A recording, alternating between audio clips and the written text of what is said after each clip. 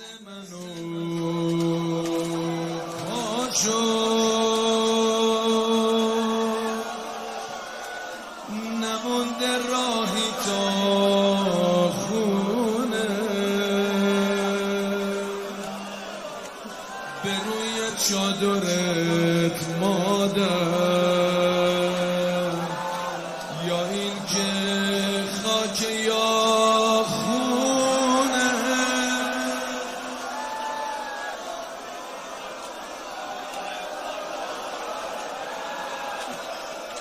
حلالم کنی نتونستم سپر باشم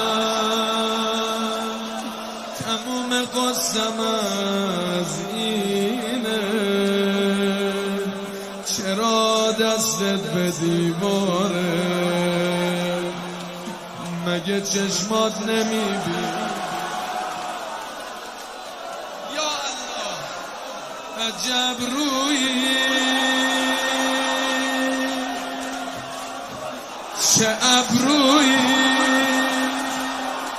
کبوده صورت ماه دستای مرخص بابا دق میکنه حتما به فهم بسته شد راه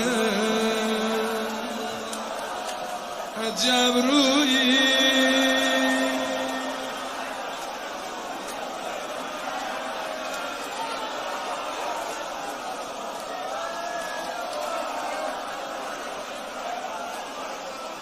یه سیلی از اون نامد خود یه سیلی از دید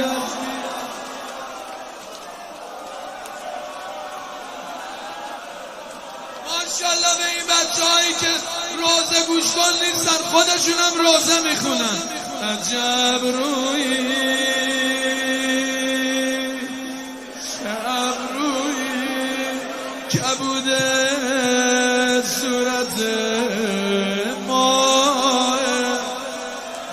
با این حالت نمیمونی آخ فدای عمر کوتاه نگار کردن دیگه مادرم نمیتونست راه بره اینو مادراتون بهتر میدونن همه مادرام موقع جون دادن وقتی خیالشون راحت دختر رو عروس کنن پسر و دوار اما مادر ما هزار آرزو داشت نامردای کار کردن مادر ما شبا میگم خدا مرگم ها برم همه دنیا تو این کوچه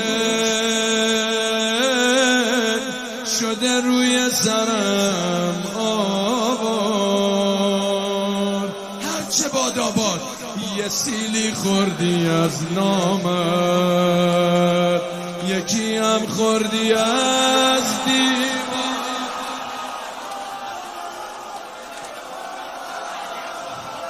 به بابا چی بگم حالا چرا چشمای تو تاره با اون سیلی گمونم که شکسته باشه گوشوار اگه بابا یه وقت از من بپرسه تو چی میدونی یا از فردا بگه زهرا چرا رو تو میپونی چی دارم من بگم وقتی که هستش چادرت خاکی عجب روی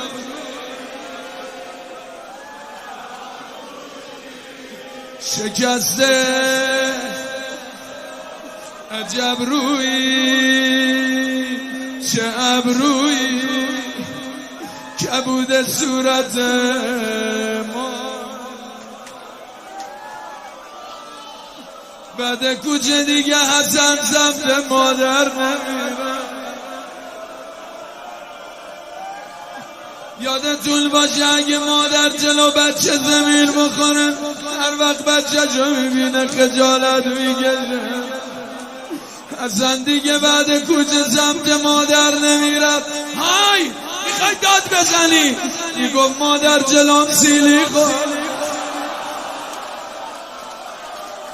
مادرم خجالت میگیره.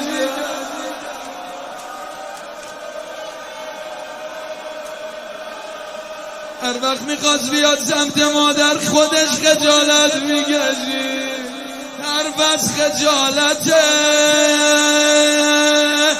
یه آقایی هم خجالت میگیره. گفت حسین منو سمت خیمه از روی سکینه خجالت میگیره. نتونستم آب بیارم. بازم بگم یه آقای دیگه هم خجالت کشید. لشگر میگه یه جا دلمون به حال حسین زود وقتی ارمن تیر به گلوی علی دیدن حسین میاد سمت خیمه برمیگرد.